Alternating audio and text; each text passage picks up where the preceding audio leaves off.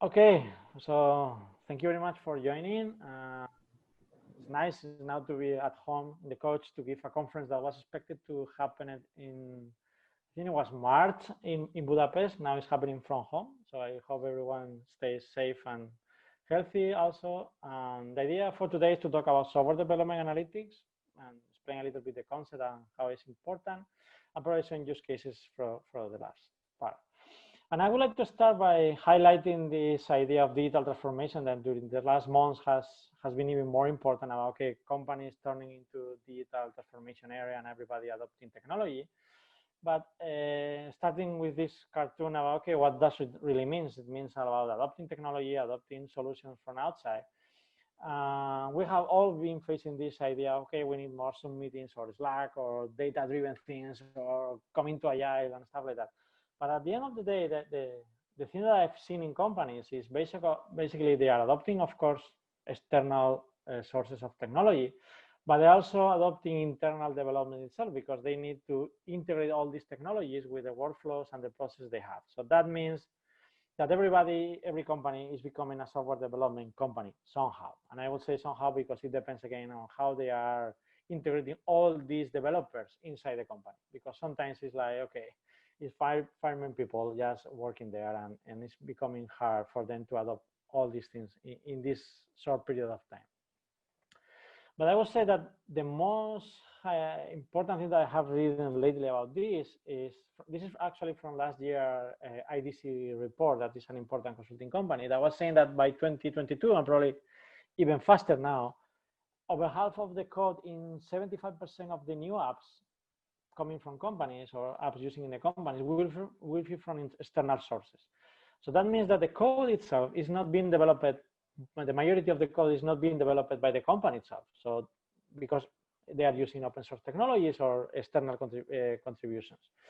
But of course, that highlight that open source is becoming more and more an important part of the ecosystem of a company. And this is the first concept I would like to talk about, the organization's open source ecosystem. Like when you're looking at wolves, that is an animal I love personally, is okay, they are like the company, they are all partnering together to go for food and to live and make a living, but they depend on the ecosystems surrounding them. They depend if they have food, they have water, they have a quiet environment with nice trips and things like that. And every impact that we made or even they made in the ecosystem, they can hurt themselves. So basically, as an organization, as a group of wolves, they depend on the ecosystem to growth and to success as a community. And that's also the same thing for a company. So if we look at the relationship between the company, any organization, and the open source projects surrounding them, we can see, okay, they are consuming open source at some point, most of them, as I said before. And I would say this is an inbound process. So basically, they are using open source projects because they are taking libraries from outside just to incorporate as part of their core project, but also because they are hiring companies to provide them solutions that are built on open source solutions. But there are also another interesting process that are related with outbound processes, like where basically the companies are starting to, some has already started, but they are contributing to open source projects. And a good example that I know is Samsung, for example. They contribute to open source graphics projects to be sure that once the hardware they are working on hit the market, there are already software ready to work on that hardware. And that's important because if not, they would take time to adopt and adapt. And basically, there are already open source projects that are a reference in the market. So why not providing support for them from the beginning so people can start using my hardware from the beginning? And that's one important part. But the other is also related with companies that are releasing open source projects because they want to create a community, because they want to attract talent. There are several motivations to do this.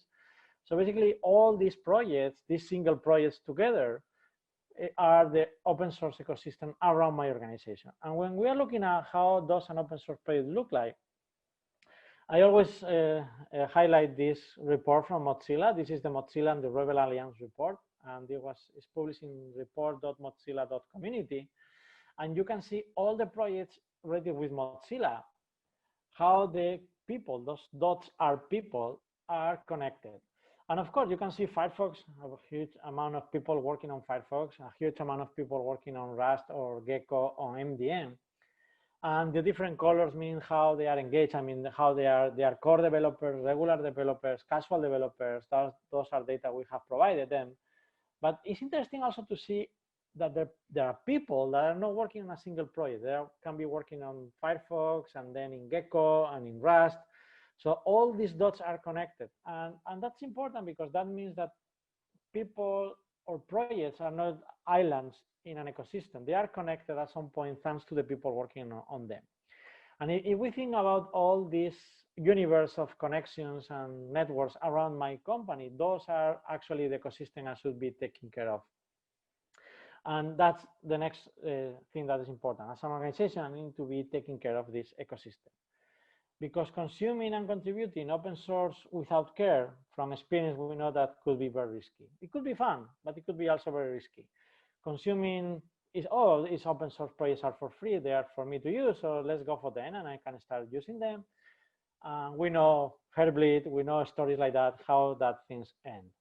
But also contributing, when we are thinking, okay, let's release an open source project, just putting it on GitHub and it's there and then I can use it and people and community will appear. You know what's happened next, community doesn't appear. And people start blaming like, okay, I have this nice project and nobody's coming, so I'm not gonna contribute anymore to any open source project and even release anything.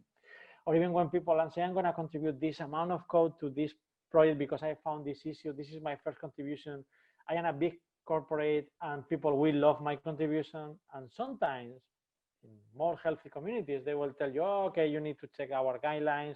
You need to please provide smaller chunks of code because reviewing this is too much. And some people say, okay, I'm not coming back. This is not the way I would like to contribute. So basically that means that consuming and contributing to open source projects needs some kind of knowledge, some kind of knowledge from the organization point of view. And it needs knowledge in three main areas that I think that are important. First of all, legal. So when we're talking about attracting talent, that could be a way, okay? So basically it's like how I can go there and hire the people that matter to me. Probably they are already contributing to these projects, but also can I retain talent from my organization because I allow them to contribute to open source projects. And last but not least, there is also a very important piece of this that is engineering. If I am adopting a technology, it's because it's part of my engineering workflow. So I need to involve engineering on all of this to be sure that they are involved and engaged with this participation in open source. And again, that means that I need to deal with so very different mindsets from legal to engineering. And that means that it could be hard. And this is where at least two open source projects that are part of the Linux Foundation are helping a lot. One is the To-Do group, that is writing and publishing and discussing about guidelines, best practices to what they call creating and managing open source program offices, OSPOs. And I recommend all of you, if you are any kind of organization, you should have some kind of OSPO because at some point, as I said before, you are related with open source projects at some point. But the other one that I would like to highlight is the chaos community, chaos.com, sorry, chaos.community, where people are discussing about metrics and tools to understand and measure the health of an open source ecosystem. And actually, chaos stands for Community Health Analytics for Open Source Software. And I think that's important because if you don't know what's going outside, if you cannot measure that, you cannot understand that. And this is where we are moving towards the concept we would like to talk about, that is about data and software development analytics. It's been said, this quote I love a lot is, without data, you are just a person with an opinion. And first of all, I would like to say, having opinions is good. But if you have opinions based on data, or you can found your opinions on data and facts, is when you can discuss openly in a proper way. Because it's not just your ideas and your thoughts that, okay, they can be right or they can be wrong. But if you can prove that with data, they are quite interesting to work on that. And then we arrive, okay, now we are talking about software development analytics. It's okay, we need data. We know that there is a lot of things happening out there. How I can start measuring all of these things to understand them. And I said before, you go to chaos and there are a lot of discussions there, but I would like to say that the first thing that's interesting is everybody loves data. And when we are talking about engineering, technical people, it's like, okay, I can go for this. especially in companies with digital transformation process in place, when you talk with them, they tell you, oh yes, I have a lot of data about business, marketing, and those stuff. So if it's about software development, okay, I can go for it. I don't need any help. And I will say you, yes, probably you need some help, and we will talk about that later. Because the first thing is where I should be looking for the data when we are talking about software development. And of course, you could think about, okay, let's go for coding activity. Is where everything's happening, right? Is when people are writing commits, writing code, and stuff like that. Well, that means that probably you need to take care of people are using Git or Mercurial, Bazaar. There are even people using still using Subversion. But that's a small part of all the software development process, because probably that development starts with an issue opening somewhere. And so, okay, what's the issue ticketing system I am using? I am using GitHub or GitLab or Baxilla. Or when we're talking about different projects, probably they are using different tools. Well, probably this doesn't start in an issue. Probably it started in a mailing list discussion. Okay, I need to go to main people mail, groups.io, or in a chat system like Slack, Mattermost, IRC. And of course, there are processes in place related with, okay, contribution and stuff like that. So how is the code review process? Do I need to go to Gerrit, GitHub, and stuff like that? There are many other things that we should be taking care of, like forums where people can be discussing about features of the product, but also the documentation, how is it going to be maintained, how it's being maintained. And when we were lucky to have events and meetings, a lot of people going to meetups to discuss, or conferences or stuff like that. So all these islands of data need to be analyzed at some point, and you need to integrate information between the different profiles of the people, and all these things become to start to be somehow crazy. But it could be crazier if I present the data to the people just how, for example, this is something we are doing for some customers, like, okay, you have this nice dashboard with nice colors, and you will say, okay, what this data is telling to me, and you can see nice charts, and probably the next phase I usually see is, okay, what do I do with all of this data? It's overwhelming. You can see, okay, there are some decreases that says that, oh, people are not working on weekend as expected. So it's not telling nothing new. Probably you can guess that, okay, this is something driven by a community or by a company, by certain data. But there's too many data there to take decisions. So how do all these things help me? And I would like to highlight also this quote. I love using quotes for my talks about strategy and tactics. And with this tooling and all these materials that we already have, we have the tactics. We can go there and get the data, and that's it. And with all the knowledge we have about big data, we can do it quite easily. But I would like to say strategy without tactics is the slowest route to victory. If I wouldn't have the tools, it will take a lot of time to me. Now we should have a strategy, and we should have some tactics. Of course, I have tactics without strategy. It's like I'm doing now. It's like crazy, and people is overwhelming, and nobody's taking care of the data at all. So basically, we need a process to start working with the data, and it's related with this process. Okay, let's start by the strategy. I mean, the strategy of the strategy. In this case, is about what's the company strategy when they are contributing, releasing, or developing open source, or even developing software itself. What do I need? What do I want? And for example, in the case of Samsung, is I want to be ready on the market from day zero. That's a goal. And then, okay, let's go for an analysis process that I need. Okay, if you want that, which data sources of all the vast majority of data sources you already have is which ones do I need to analyze?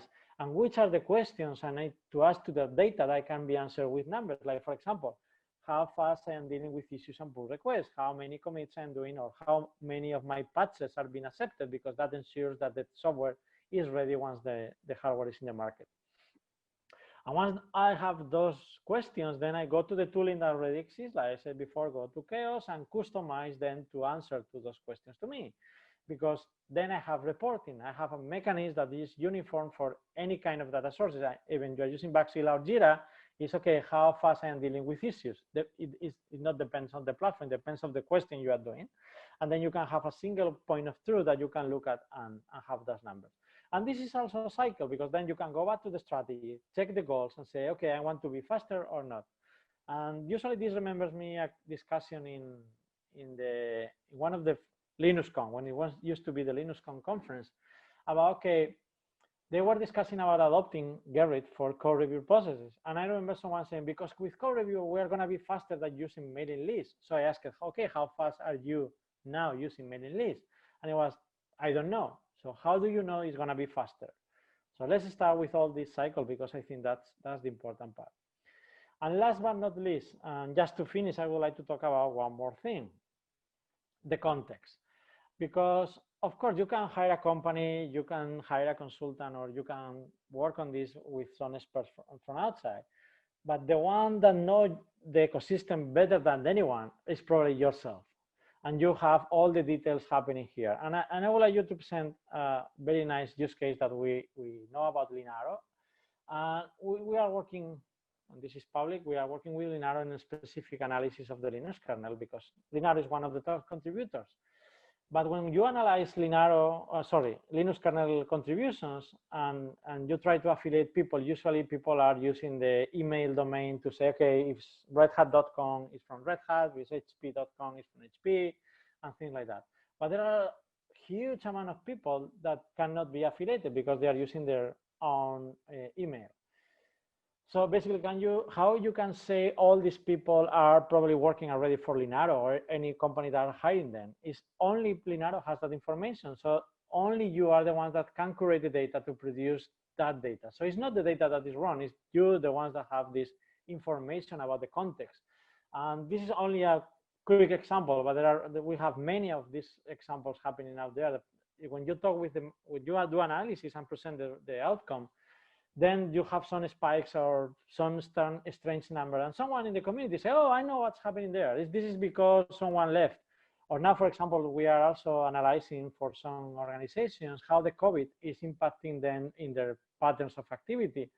And in some cases, it's like, oh, yes, because we have moved to remote, or the people is more distributed, and then it's taking more time to respond to issues and pull requests. Or we are seeing that people now start working on weekends because they work less on the week, and they feel bad, and probably they need to make more things on the weekend that you need to communicate then, okay, no, weekends are, you shouldn't be working on weekends, right?